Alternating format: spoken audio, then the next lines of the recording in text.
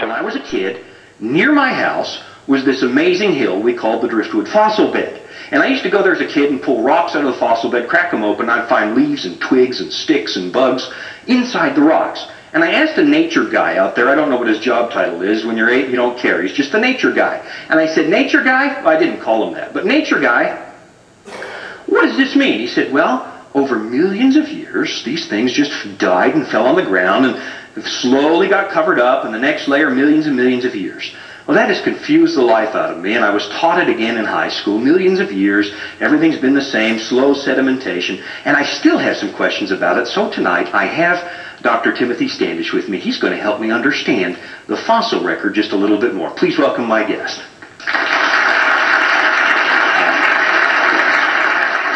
Take that thought. Let's go into the fossil record, and let me ask you some questions, because when I was a kid, I went to the fossil bed, I found all kinds of stuff. They told me that those fossils were buried there over millions and millions of years. Slow sedimentation covered them up, and then the next layer and the next layer, and that's why we find what we did in the side of that hill.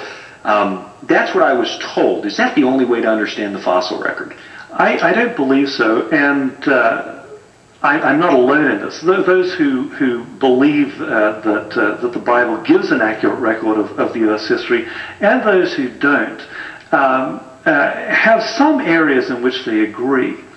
And this idea that you're speaking about is called uniformitarianism. It's much easier to say it happened slow. Exactly. But see, then you wouldn't know how smart we really are without saying these big words. The idea is, and it sounds reasonable, that the processes that we see happening today, those are the processes that occurred in the past, and things just, erosion is happening slowly today, and sediment is accumulating slowly today, so therefore that's how things really work.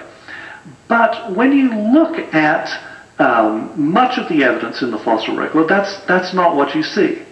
What you see are catastrophic events, that may or may not all be linked together, looking at things from a scientific perspective, but certainly big events. I'll give you an example.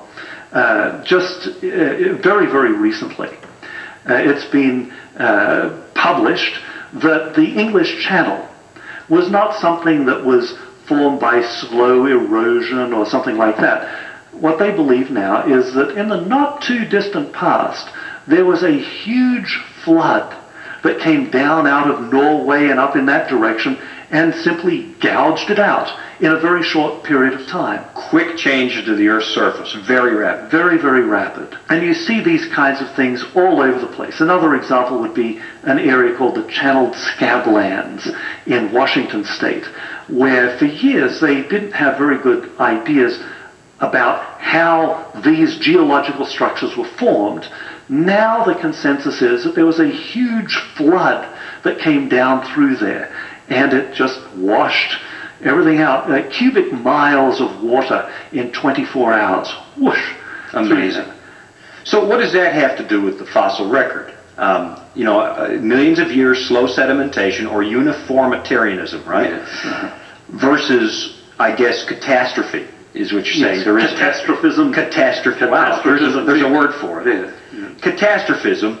Does catastrophism account for some of what we see in the fossil record? I believe it accounts for a significant amount. And obviously, looking at just one example here or one example there really doesn't give an idea of what's happening on a global scale. But when you start putting things together, you see this pattern all the way around the world. You showed me a picture of a crab. Yes. And that I found fascinating. Maybe we could show everybody. Yeah, a horseshoe crab. This crab actually is right near my office, and I love to go and look at it, because if you look carefully behind this crab, you can see a trail behind it. It's little footprints there in the mud. I have contemplated this thing for a long period of time. How does something like that happen? It's clearly walking, and then it stops. And then it stops. It's dead. It doesn't thrash around in any sort of death throes. It's just boom, there, frozen in time. I was in a little town in Germany, down in Bavaria, called Solnhofen, a couple of years ago. A marvelous museum is there, and they have a horseshoe crab like this there, with probably 8 or 9 meters of trail behind it. How do you catch something like that? One wave, it seems, would wash away that trail. Obviously, the whole thing had to be done extremely rapidly. Now, we can't scientifically prove Noah's flood. We can't say, look, here's Noah's flood. Not with numbers and weights and measures. But there's enough in the fossil record, if I'm understanding correctly, to suggest that a great catastrophe accounts for a lot of this. Yes. A lot of water could account for some of these things. In fact, many people may have heard the theory that dinosaurs, for example, were all wiped out by a great big global catastrophe. Right. This idea of global catastrophe is not foreign to our understanding of the fossil record, whether we are believers in the biblical record or people who have other... Really, the stuff where we should find lots of links, things that they say are in a chain of ancestry with each other, we should have a lot of proof in between. There should be stuff there, and you're saying we're not really finding it. It's absent. We don't have the transitional life forms. Exactly. Now, I should tell you, there are one or two sort of potential missing links out there. But there should be millions of them. And they are not there. They're simply absent. And this actually brings up another topic that's related to what we're talking about with the fossil record, and that is the idea of things just suddenly appearing in it. If you look at these layers of rock with fossils in them, it's very common to see a pattern where there's nothing, essentially nothing, and then boom, a whole bunch of something. The most dramatic example of that is in what's called the Cambrian explosion.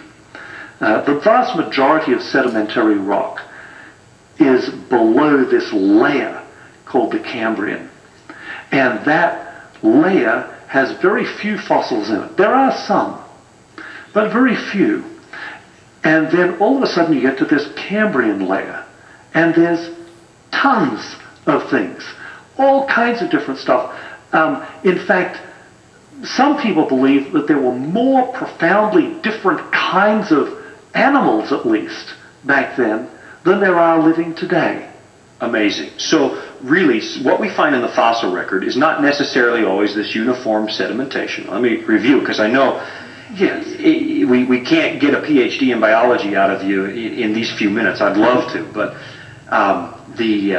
we don't see uniformitarianism. There's evidence of catastrophe. There's evidence of life suddenly coming into being, diversified, lots of variety all at once. Yes, which, by the way, is, again, exactly the opposite of what Charles Darwin would predict.